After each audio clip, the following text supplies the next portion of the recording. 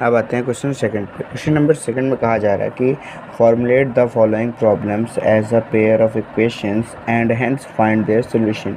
यानी जो भी हमारे क्वेश्चन इसमें दिए हुए हैं, प्रॉब्लम दिए हुए हैं, उसे हमें पहले पेयर ऑफ इक्वेशन की फॉर्म में लाना है, उसके बाद हमें क्या करना है, उसका सॉल्यूशन फाइंड करना है। तो आते हैं सेकंड के फर्स्ट क्वेश्चन में। तो क्वेश्चन में कहा जा रहा है कि Ritu can row downstream 20 kilometre in 2 hours and upstream 4 kilometre in 2 hours. Find her speed of rowing in still water and the speed of the current.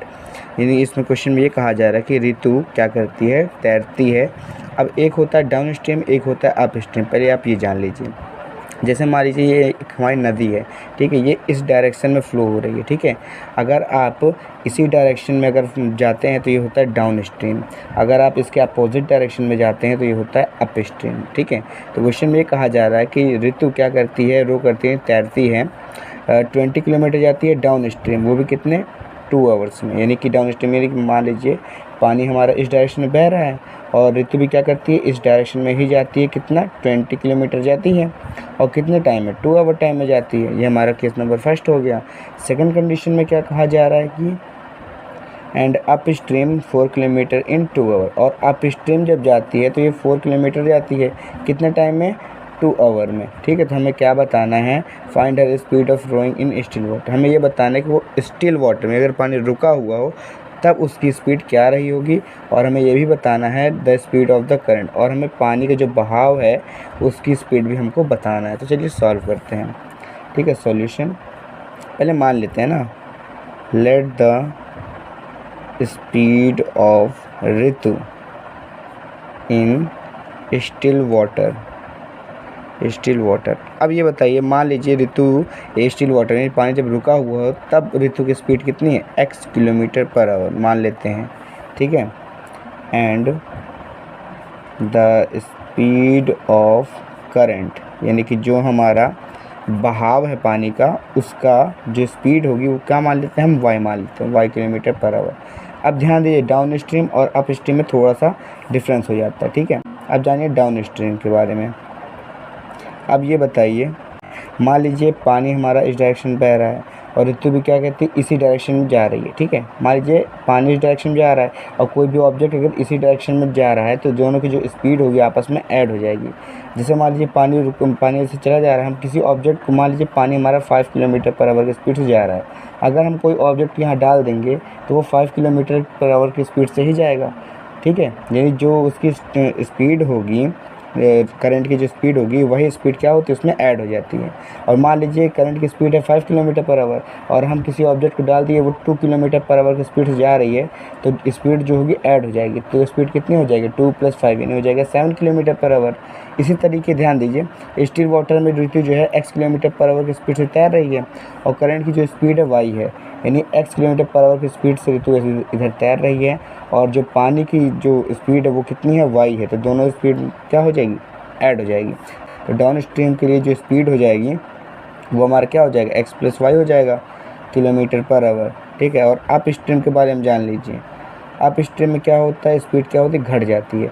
जैसे मान लीजिए पानी हमारे इस डायरेक्शन में बह रहा है और इस डायरेक्शन में हम जा रहे हैं, तो ध्यान दीजिए जो हम स्पीड में जा रहे हैं हमारी स्पीड में से डाउन स्ट्रीम जो होता है ना, उसमें मतलब मान लीजिए जो हम इस डायरेक्शन में जा रहे हैं तो क्या होगा, जो करंट की जो स्पीड है वो माइनस हो जाएगी। जैसे मान लीजिए हम जा रहे हैं इधर x किलोमीटर पर आवर की स्पीड से और इधर धारा जो है, करंट जो है इस डायरेक्शन बह रहा है y किलोमीटर पर आवर से, तो हमारी स्पीड घट जाएगी। तो क्या हो जाएगा, x - y हो जाएगा किलोमीटर पर आवर। यानी डाउन स्ट्रीम के लिए स्पीड क्या होगी, दोनों ऐड हो जाएगी, और अप स्ट्रीम के लिए क्या होगा, स्पीड हमारी घट जाएगी, ठीक है।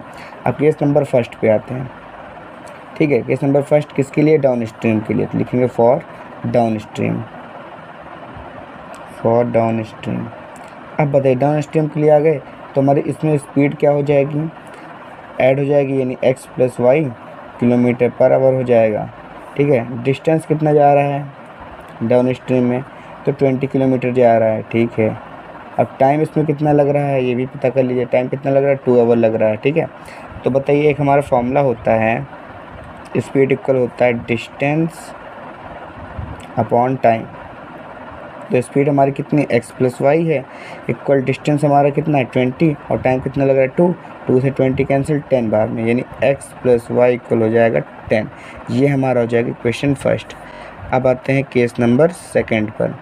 Case number second up stream के लिए होगा, तो लिख देंगे for up stream, for up stream. अब बताइए अप स्ट्रीम के लिए स्पीड क्या हो जाएगी, x minus y kilometre per hour. Distance ये कितना जाता है, ठीक है, अप स्ट्रीम के लिए 4 किलोमीटर डिस्टेंस जाता है और टाइम कितना लग रहा है, टाइम लग रहा है 2 आवर, ठीक है। सेम फॉर्मूला, स्पीड इक्वल होता है डिस्टेंस अपॉन टाइम। स्पीड क्या है, x minus y equal distance कितना 4 अपॉन टाइम कितना 2, 2 से 4 कैंसिल 2 बार में, यानी x माइनस वाई इक्वल हो जाएगा 2। ये हमारा हो जाएगा इक्वेशन सेकंड। अब बताइए फर्स्ट इक्वेशन मिल गया, सेकंड इक्वेशन मिल गया, यानी पेयर ऑफ इक्वेशन बन गया। अब इसको क्या करना है, सॉल्व करना है। तो ध्यान दीजिए y इसमें प्लस में है, y इसमें माइनस में, अगर हम फर्स्ट और सेकंड इक्वेशन को ऐड कर दें तो हमारा सॉल्व हो जाएगा। तो चलिए सॉल्व करते हैं। लिखेंगे then equation first plus equation second, यानी इक्वेशन फर्स्ट और इक्वेशन सेकंड को हम क्या कर देंगे, अब ऐड कर देंगे। तो फर्स्ट इक्वेशन हमारा है x प्लस वाई इक्वल 10 और सेकंड इक्वेशन हमारा क्या है, x माइनस वाई इक्वल 2। दोनों को ऐड कर देंगे, ऐड करने पर साइन चेंज नहीं होता, तो x प्लस में है, ये भी प्लस में, तो प्लस प्लस प्लस यानी x प्लस x यानी 2x।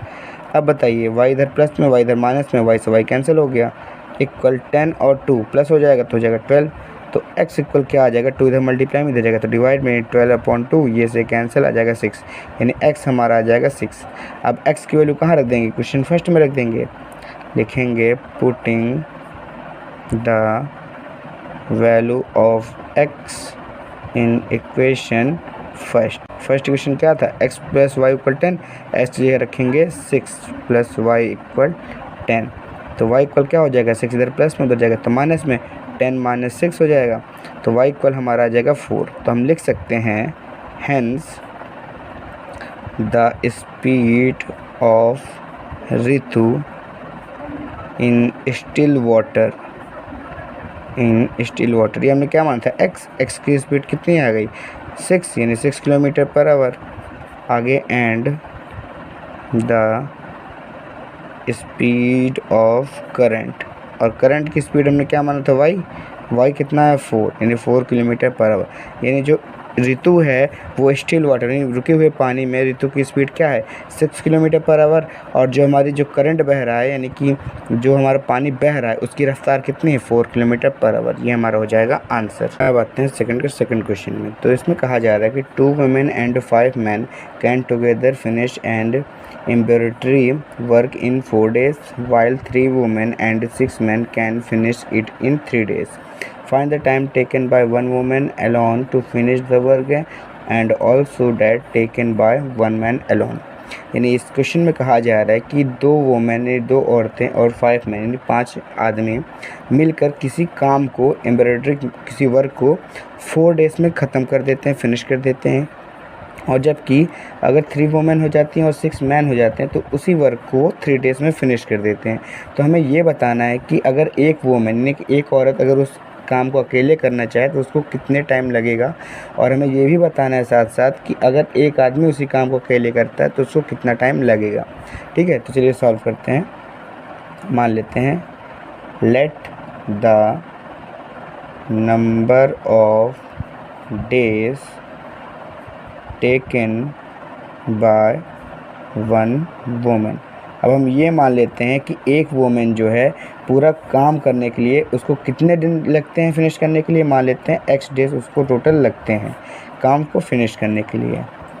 And the number of days taken by one man. अब हम ये मान लेते हैं कि एक आदमी को उसी वर्क को पूरा करने में कितने दिन लगते हैं, मान लेते हैं 22 दिन लगते हैं टोटल। ठीक है, पूरा वर्क फिनिश करने के लिए। अब ध्यान दीजिए एक औरत जो है एक वुमेन जो है x डेज में पूरा वर्क फिनिश करती है और एक जो मैन है वो y डेज में पूरा वर्क फिनिश करते हैं। तो हम पहले ये निकाल लेते हैं कि उसका एक डे का वर्क कितना है, वो 1 डे में यानी कि एक दिन में कितना कार्य यानी कितना काम करते हैं। तो निकाल लेंगे work done by one women in one day. अब हम क्या करते हैं, एक औरत का एक दिन का काम निकालते हैं। ध्यान दीजिए, एक्स डे में पूरा काम कंप्लीट हो जाता है, तो एक दिन का काम कितना होगा, 1/x। 1/x यानी उल्टा काम होता है। अब देखिए, अगर एक्स से मल्टीप्लाई इधर कर देंगे, एक्स से मल्टीप्लाई इधर कर देंगे, यानी एक्स डेज में क्या हो जाएगा, एक्स एक्स कैंसिल, यानी 1 आ जाएगा, यानी 1 वर्क पूरा कंप्लीट हो जाएगा। तो ऐसे होता है। अब ये 1 वोमेन का निकल आया एक दिन का काम। अब 1 मैन का एक दिन का काम हम निकालते हैं, तो लिखेंगे work done by 1 man in 1 day. अब बताइए, जो मैन है वो वाई डेज में पूरा वर्क फिनिश कर देता है, तो 1 डे में कितना करेगा, 1/y, इतना ही पार्ट तो वर्क करेगा। अब इसमें 2 कंडीशन है। फर्स्ट कंडीशन में कहा जा रहा है कि 2 वोमेन और 5 मैन मिल के कितना 4 डेज यानी 4 डेज में वर्क को कंप्लीट कर देते हैं। और सेकंड कंडीशन में कहा जा रहा है कि 3 वोमेन है और 6 मैन है, मिल के 3 डेज में वर्क को फिनिश कर देते हैं। ठीक है, तो केस नंबर फर्स्ट पे आते हैं। तो ध्यान दीजिए, कितनी वोमेन है, इसमें 2 वोमेन है ना, यानी 2 मल्टीप्लाई, है ना, लिखेंगे work done by 1 women in 1 day. ठीक है, यानी कि एक दिन में एक जो औरत काम करती है उसको 2 से मल्टीप्लाई कर देंगे, तो 2 वोमेन का एक दिन का काम आ जाएगा, प्लस और कितने 5 मैन है, यानी 5 हो जाएगा, मल्टीप्लाई ब्रैकेट में और क्या हो जाएगा, work done by 1 man in 1 day. ठीक है, 5 मैन है, यानी कि एक दिन में जो आदमी एक आदमी जो एक दिन में काम करता है उसका 5 से मल्टीप्लाई कर देंगे तो 5 आदमी के निकल आएगा। ठीक है, इतना क्लियर हुआ। अब ध्यान दीजिए, कितने दिन लगते हैं टोटल, 4 डेज, यानी 4 से मल्टीप्लाई कर देंगे तो टोटल ये 4 दिन का वर्क हो गया और इक्वल हमारा हो जाएगा 1, ताकि हमारा 1 वर्क जो है फिनिश हो जा रहा है। ठीक है, अब आगे लिखते हैं 4 मल्टीप्लाई ब्रैकेट में क्या हो जाएगा 2 मल्टीप्लाई। अब बताइए, एक वोमेन एक दिन में कितना वर्क करती है, 1/x प्लस 5 मल्टीप्लाई। अब एक मैन एक दिन में कितना काम करता है, 1/y इक्वल हमारा क्या है 1। अब बताइए, 4 इधर मल्टीप्लाई में, उधर जाएगा तो डिवाइड में, तो इधर हो जाएगा 2/x, इधर हो जाएगा 5/y इक्वल हो जाएगा 1/4। ये हमारा हो जाएगा इक्वेशन फर्स्ट। अब आते हैं केस नंबर सेकंड पर। हाँ, केस नंबर सेकंड में ये कहा जा रहा है कि 3 वोमेन है और 6 मैन है, मिलकर 3 डेज में वर्क को फिनिश करते हैं। ठीक, उसी तरीके तो कितने हैं, 3 वोमेन है, यानी 3 multiply work done by 1 women in 1 day. ठीक है, यानी 1 डे में जो एक वोमेन काम करती है उसको 3 से मल्टीप्लाई कर देंगे तो 3 औरत का निकल आएगा, प्लस अब कितने और कितने मैन है, 6, यानी 6 multiply work done by 1 man in 1 day, यानी एक आदमी एक दिन में जितना काम करता है उसका 6 से मल्टीप्लाई करेंगे तो 6 आदमी का निकल आएगा। अब ध्यान दीजिए, कितने दिन में फिनिश होता है, 3 डेज, यानी मल्टीप्लाई 3 इक्वल हो जाएगा 1, क्योंकि 1 वर्क पूरा कंप्लीट हो जा रहा है। ठीक है, अब ध्यान दीजिए 3 मल्टीप्लाई, अब यहाँ ब्रैकेट में 3 मल्टीप्लाई। अब ये बताइए ज़रा यहाँ पे, तो एक औरत यानी 1 वोमेन 1 डे में कितना वर्क करती है, 1/x प्लस 6 मल्टीप्लाई। अब बताइए 1 मैन 1 डे में कितना वर्क करता है, 1/y इक्वल क्या हो जाएगा 1। अब बताइए 3 इधर मल्टीप्लाई में, उधर जाएगा तो डिवाइड में, तो इधर हो जाएगा 3/x प्लस 6/y इक्वल 1/3। ये हमारा जो है क्वेश्चन सेकंड। अब फर्स्ट और सेकंड इक्वेशन हमारा बन गया। ठीक है, अब हम क्या करेंगे, इसको सॉल्व करेंगे। ठीक है, तो चलिए सॉल्व करते हैं। तो इसमें फर्स्ट इक्वेशन हमारा ये बना, सेकंड इक्वेशन ये बना। अब दोनों को सॉल्व करते हैं। तो मान लेते हैं लेट 1/x को क्या मान सकते हैं, p मान सकते हैं, एंड 1/y को क्या मान सकते हैं, q मान सकते हैं। तो लिखेंगे फ्रॉम इक्वेशन फर्स्ट, जैसा कि हमने पहले सॉल्व किया था। तो फर्स्ट इक्वेशन ये हमारा, इस पर आ जाते हैं। तो 2 मल्टीप्लाई 1/x की जगह p हो जाएगा, प्लस 5 मल्टीप्लाई 1/y की जगह q हो जाएगा इक्वल 1/4। ठीक है, अपॉन 1 करके क्रॉस मल्टीप्लाई कर सकते हैं, तो 4 का मल्टीप्लाई हो जाएगा, तो 4 2 ज़ा 8p प्लस 4 5 ज़ा 20q इक्वल हो जाएगा 1। ये हमारा हो जाएगा इक्वेशन थर्ड।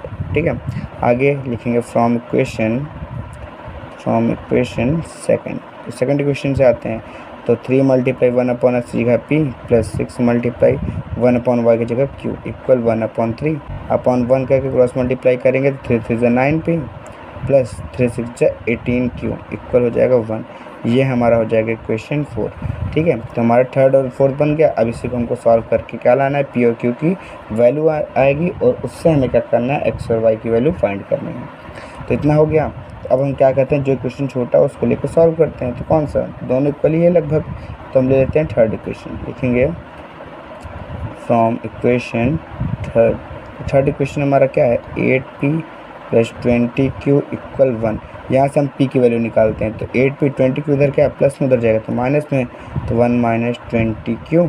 अब 8 इधर मल्टीप्लाई में उधर जाएगा तो डिवाइड में, यानी p इक्वल हो जाएगा 1 - 20q/8। क्लियर है। अब p की वैल्यू आ गई, हमने थर्ड से निकाला, फोर्थ पे रखेंगे p की वैल्यू। लिखेंगे putting the value of p in equation 4। ठीक है। तो हो जाएगा 9 मल्टीप्लाई p की जगह क्या हो जाएगा, 1 - 20q/8। ये हो जाएगा, आगे क्या है, प्लस 18q = 1। ठीक है। तो 9 का मल्टीप्लाई कर दीजिए, 9 × 1 = 9, -9 × 2 = 18, यानी 180q हो जाएगा अपॉन 8 प्लस 18q इक्वल हो जाएगा 1/1 कर सकते हैं, 18q/1। तो एलसीएम हो जाएगा 8 और 1 का 8। यहाँ डिनोमिनेटर पहले से ही 8 है, हमको 8 बनाना है, तो ऊपर नो चेंज, तो 9 - 180q, बीच में प्लस लगा दीजिए प्लस। अब डिनोमिनेटर हमारा क्या है, यहाँ पे 1 हमको लाना है, 8 तो 8 से ऊपर नीचे मल्टीप्लाई होगा, तो 18 8 हो जाएगा 144q, और नीचे 8 हमारा एलसीएम हो जाएगा इक्वल क्या है 1/1 करके क्रॉस मल्टीप्लाई कर सकते हैं। 1 का मल्टीप्लाई इसमें होगा तो यहाँ तो सेम हो जाएगा। ठीक है। तो यहाँ आपका हो जाएगा 9 - 180q + 144q इक्वल 8 1 हो जाएगा 8। ठीक है। अब इधर सॉल्व करेंगे। अब बताइए, 9 की जगह 9 हमने रख दिया। अब बताइए, माइनस प्लस माइनस, बड़े में छोटे को माइनस कर देंगे, तो 180 में से 144 जाएगा, कितना आएगा, 10 में से 4 जाएगा तो 6, यहाँ बचा 7, 7 में 4 जाएगा तो 3, 1 में 1 जाएगा तो 0, 36 आया, 36q। अब बताइए बड़ा कौन, 180q, इसका साइन क्या है, माइनस, तो यहाँ क्या लगेगा, माइनस, इक्वल हमारा हो जाएगा 8। इतना क्लियर है। अब बताइए यहाँ पे क्या है, ना इधर क्या है, प्लस में, उधर जाएगा तो माइनस में, तो हो जाएगा -30q इक्वल 8 - 9। अब बताइए -36q इक्वल, तो यहाँ आपको हो जाएगा -1, तो माइनस से माइनस हो जाएगा कैंसिल, q इक्वल क्या आ जाएगा 36, इधर मल्टीप्लाई में उधर जाएगा तो डिवाइड में, 1/36। अब q की वैल्यू आ गई, तो हम q की वैल्यू कहाँ रख सकते हैं, क्वेश्चन थर्ड में या फोर्थ में रख सकते हैं, तो हम थर्ड पे रखते हैं। लिखेंगे putting the value of q in equation third पे हम रख देते हैं। तो थर्ड हमारा क्या है, 8p + 20 और q की जगह हो जाएगा 1/36 इक्वल क्या है हमारा 1। ठीक है। अब बताइए क्या कटेगा, 2 से कटेगा, 4 से कटेगा, 4 5 जा 20 और 4 9 जा हो जाएगा 36, तो यहाँ हो जाएगा 8p + 5/9 इक्वल हो जाएगा 1। अब बताइए 5/9 इधर क्या प्लस में, इधर जाएगा तो माइनस में, तो 8p इक्वल हो जाएगा 1 - 5/9। तो 8p इक्वल, यहाँ अपन 1 मान के एलसीएम ले लेंगे 9, तो ये 9 टाइम्स जाएगा तो 9 - 5 हो जाएगा, तो हो जाएगा 8p इक्वल यहाँ पे हो जाएगा 4/9। 8 इधर मल्टीप्लाई में, इधर आएगा तो डिवाइड में। ठीक है। तो क्या हमारा हो जाएगा, p इक्वल हो जाएगा 4/9 × 8, ये से कट जाएगा 2 बार में, तो हो जाएगा 1/18। p और q की वैल्यू आ गई यहाँ पे, यानी p हमारा हो जाएगा 1/18 हो जाएगा, एंड q हमारा क्या हो जाएगा 1/36 हो जाएगा। अब यहाँ पे ध्यान दीजिए कि p इक्वल हमने क्या माना था, 1/x, एंड q इक्वल क्या था, 1/y हमने माना था। तो बस वैल्यू पुट कर देंगे, p की जगह रखेंगे 1/x, तो हो जाएगा 1/x इक्वल 1/18, और यहाँ पे क्या हो जाएगा, q की जगह 1/y इक्वल 1/36, क्रॉस मल्टीप्लाई करेंगे तो 18 इक्वल x, यानी x इक्वल आ जाएगा यहाँ पे 18, यहाँ क्रॉस मल्टीप्लाई करेंगे तो हो जाएगा 36 इक्वल y, यानी y इक्वल आ जाएगा 36, यानी x और y की वैल्यू आ गई। तो हम कह सकते हैं hence the number of days, ठीक है, of days taken by one woman, ये हमने क्या माना था, x कितना आ गया 18, यानी कि एक औरत कितने दिन में काम फिनिश करेगी, 18 डेज में। ठीक है। आगे, and the number of days taken bye 1 man, ये हमने क्या माना था वाई, तो वाई हमारा कितना आ गया 36, यानी 36 डेज। और यानी कि जो एक मैन होगा यानी जो एक आदमी होगा वो 36 डेज में वर्क फिनिश करेगा और जो एक वुमेन होगी वो 18 डेज में वर्क को फिनिश करेगी। ठीक है, ये हमारा हो जाएगा आंसर। अब आते हैं सेकंड के थर्ड क्वेश्चन में। तो इसमें कहा जा रहा है कि Ruhi travels 300 kilometre to her home partly by train and partly by bus. She takes 4 hours if she travels 60 km by train and the remaining by bus. If she travels 100 km by train and the remaining by bus, she takes 10 minutes longer. Find the speed of the train and the bus separately. In question में ये कहा जा रहा है कि रूही अपने घर जाने के लिए 300 किलोमीटर ट्रैवल करती है और कुछ दूरी वो ट्रेन से जाती है और कुछ दूरी वो बस से जाती है। अब केस नंबर फर्स्ट में कहा जा रहा है, कंडीशन फर्स्ट में कहा जा रहा है कि जब वो 60 किलोमीटर ट्रेन से जाती है और बाकी बची हुई डिस्टेंस वो बस से जाती है तो उसको 4 hours लगते हैं। और सेकंड कंडीशन में ये कहा जा रहा है कि जब वो 100 किलोमीटर ट्रेन से जाती है बाकी बची हुई डिस्टेंस वो बस से जाती है तो उसको 10 मिनट्स लगे, 10 मिनट ज़्यादा लगते हैं, यानी 4 hours तो लगते हैं, साथ में 10 मिनट्स और लगते हैं। तो हमें क्या बताना है, ट्रेन की स्पीड बताना है और बस की स्पीड बताना है कि क्या होगी। तो चलिए स्टार्ट करते हैं, सॉल्व करते हैं। तो मान लेते हैं let the speed of train, train की स्पीड हम क्या मान लें x किलोमीटर पर आवर। ठीक है, आगे एंड द स्पीड ऑफ बस, और बस की स्पीड हम क्या मान लें y किलोमीटर पर आवर मान लेते हैं। ठीक है, और टोटल डिस्टेंस हमारा कितना है, टोटल डिस्टेंस वो कितना ट्रैवल करती है 300 किलोमीटर। ठीक है, अब देखिए अब दो कंडीशन बने थे। केस नंबर फर्स्ट पे आते हैं, केस नंबर फर्स्ट। अब ध्यान दीजिए फर्स्ट कंडीशन में कुछ दूरी वो ट्रेन से आती है, कुछ दूरी वो बस से आती है। तो पहले ट्रेन क्लियर करेंगे तो लिखेंगे बाय ट्रेन।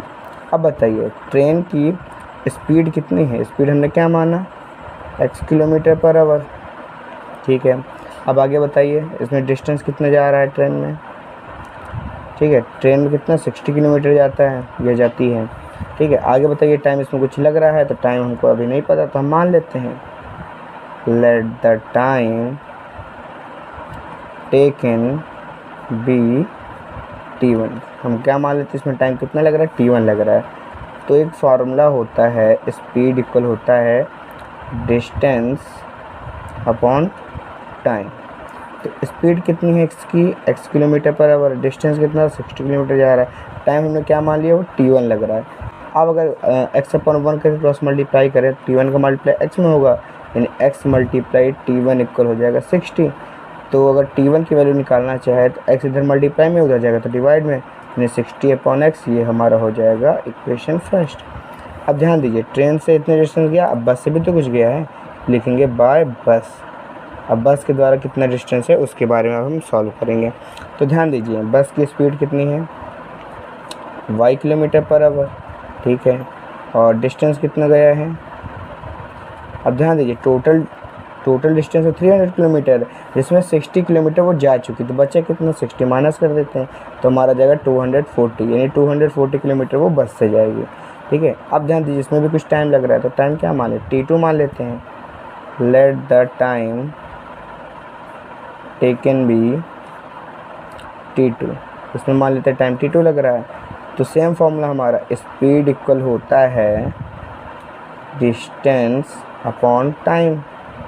तो स्पीड कितनी है y है, डिस्टेंस कितना 240, टाइम कितना t2, y अपॉन 1 करके क्रॉस मल्टीप्लाई कर सकते हैं, y का मल्टीप्लाई हो जाएगा t2 में और इक्वल हो जाएगा 240, और y की t2 की वैल्यू निकालेंगे तो t2 इक्वल हो जाएगा 240 अपॉन y मल्टीप्लाई में इधर आएगा तो डिवाइड में, ये हमारा हो जाएगा इक्वेशन सेकंड। अब क्या करेंगे दोनों इक्वेशन को ऐड कर देंगे, तो लिखेंगे then equation first plus equation second.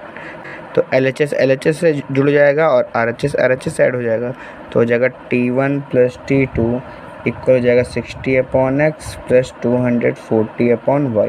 अब ध्यान दीजिए t1 प्लस t2, यानी कि ध्यान दीजिए ट्रेन में कुछ डिस्टेंस टाइम लग रहा है, उसमें मान लीजिए हमारा t1 लग रहा है और बस में हमारा टाइम लग रहा है t2, और दोनों टाइम को जब जोड़ेंगे तो कितना हो जाता है 4 hours लगता है ना, यानी ध्यान दीजिए T1 प्लस T2 दोनों कितना है 4 आवर है, दोनों को ऐड करेंगे तो T1 प्लस T2 की जगह हो जाएगा 4 इक्वल हो जाएगा 60/x प्लस 240/y।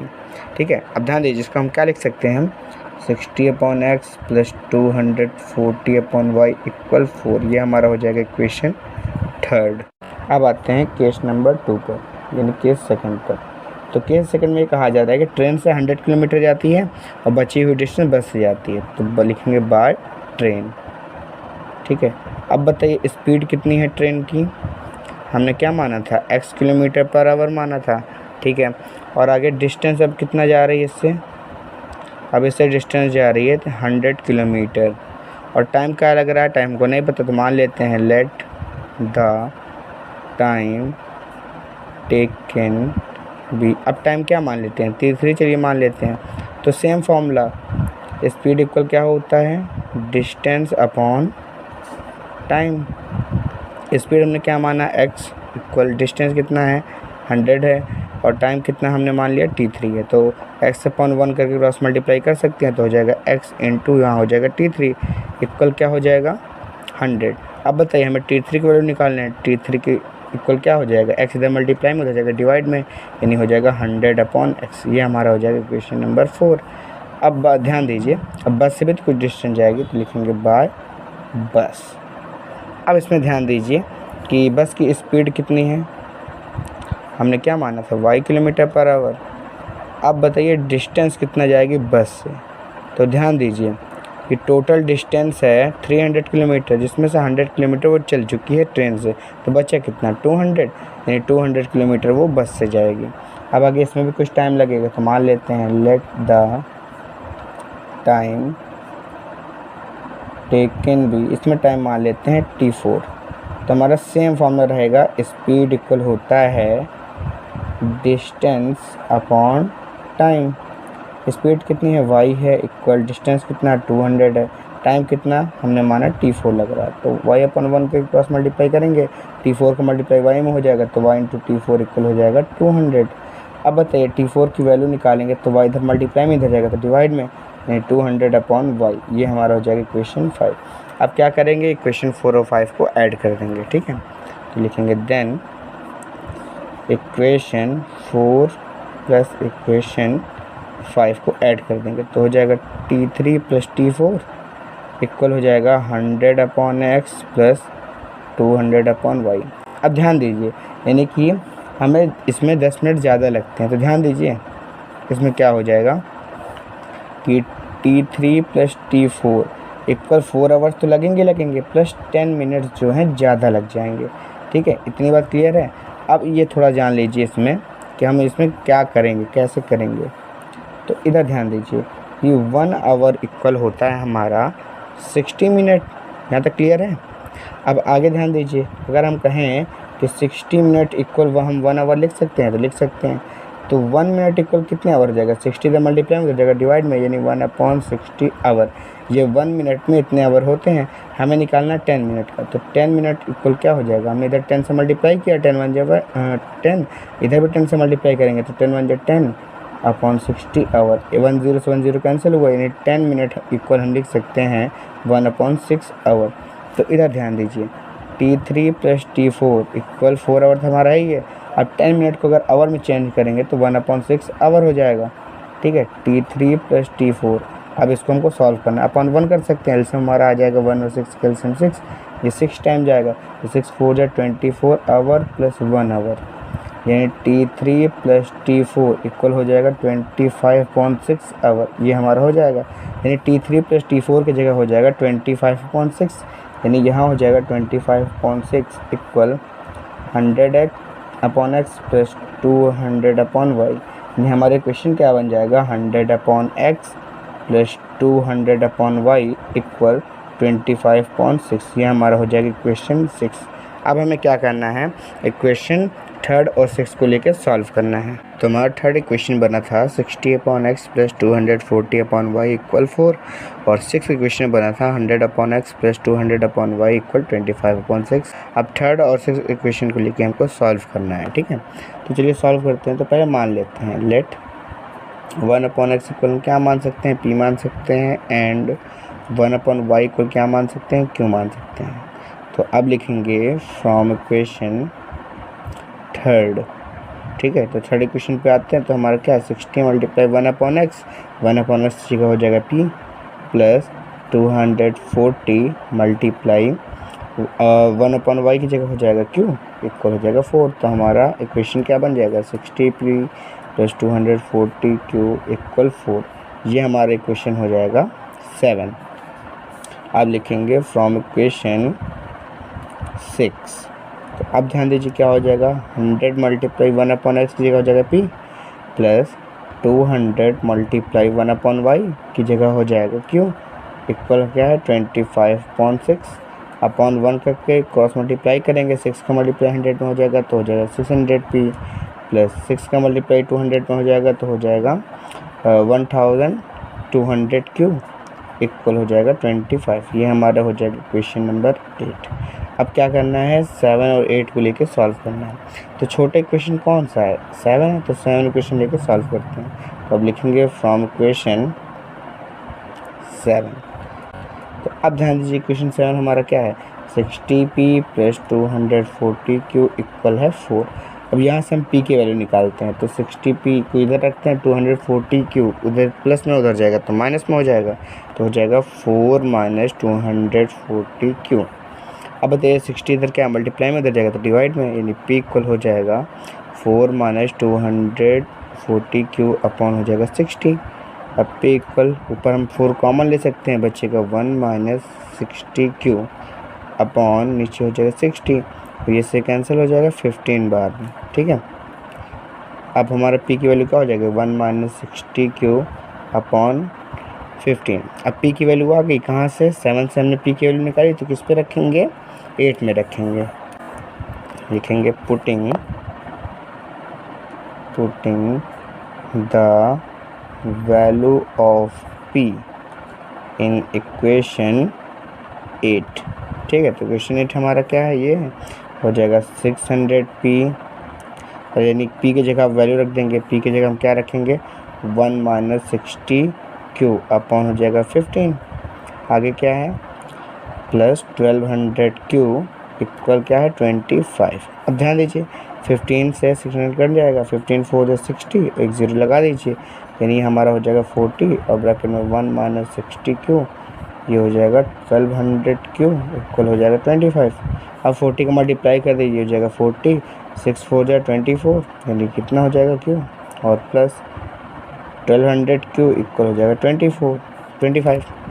अब बताइए 40 इधर प्लस में उधर जाएगा तो माइनस में, तो यहाँ बताइए माइनस 24q और प्लस 1200q कितना हो जाएगा माइनस 1200q हो जाएगा equal 25 minus 40 minus 1200q equal कितना हो जाएगा, ये हो जाएगा माइनस 15। माइनस से माइनस कैंसिल हो जाएगा तो q इक्वल कितना आ जाएगा 1200 इधर मल्टीप्लाई में हो जाएगा तो डिवाइड में हो जाएगा। अब बताइए 15 से कट जाएगा 1 बार में, 15 8 जा 120, एक ज़ीरो लगा दीजिए, यानी q की वैल्यू आ जाएगी 1/80। अब q की वैल्यू आ गई। अब q की वैल्यू हम कहाँ रख देंगे क्वेश्चन 7 में रख देंगे। लिखेंगे putting the value of q in equation 7। तो इक्वेशन 7 हमारा क्या है 60p प्लस 240, अब q की जगह क्या हो जाएगा 1/80 इक्वल 4। अब बताइए ये से कैंसिल हो जाएगा 3 बार में, ठीक है। हमारा क्वेश्चन क्या बनेगा 60p प्लस 3 इक्वल 4। 60p अब 3 इधर प्लस में उधर जाएगा तो माइनस में, तो 4 माइनस 3 हो जाएगा, तो 60p इक्वल हो जाएगा 1। अब बताइए 60 इधर मल्टीप्लाई में उधर जाएगा तो डिवाइड में, यानी p इक्वल हो जाएगा 1/60, यानी हमारा p कितना आ गया 1/60 एंड हमारा q कितना आ गया 1/80। ये हो गया। अब ध्यान दीजिए हमारा जो p है p को हमने क्या माना था 1/x माना था, और q को हमने क्या माना था 1/y माना था। बस वैल्यू रख दीजिए, p की जगह रखेंगे 1/x इक्वल p की वैल्यू क्या है 1/60, और q की जगह रखेंगे 1/y और q की वैल्यू है 1/80। यहाँ क्रॉस मल्टीप्लाई कर देंगे 60 इक्वल हो जाएगा x, यानी x इक्वल हो जाएगा 60। यहाँ पर भी क्रॉस मल्टीप्लाई करेंगे तो 80 इक्वल हो जाएगा y, यानी y इक्वल हो जाएगा 80। तो हम आप लिख सकते हैं hence the speed of train की स्पीड हमने क्या माना था एक्स हमारा कितना है 60 किलोमीटर पर आवर, यानी ट्रेन की स्पीड हमारी कितनी हो जाएगी 60 kilometre per our. And the speed of बस की स्पीड हमने क्या माना था वाई, तो ये हमारा कितना है 80, यानी बस की स्पीड क्या हो जाएगी 80 किलोमीटर पर आवर। ये हमारा हो जाएगा आंसर।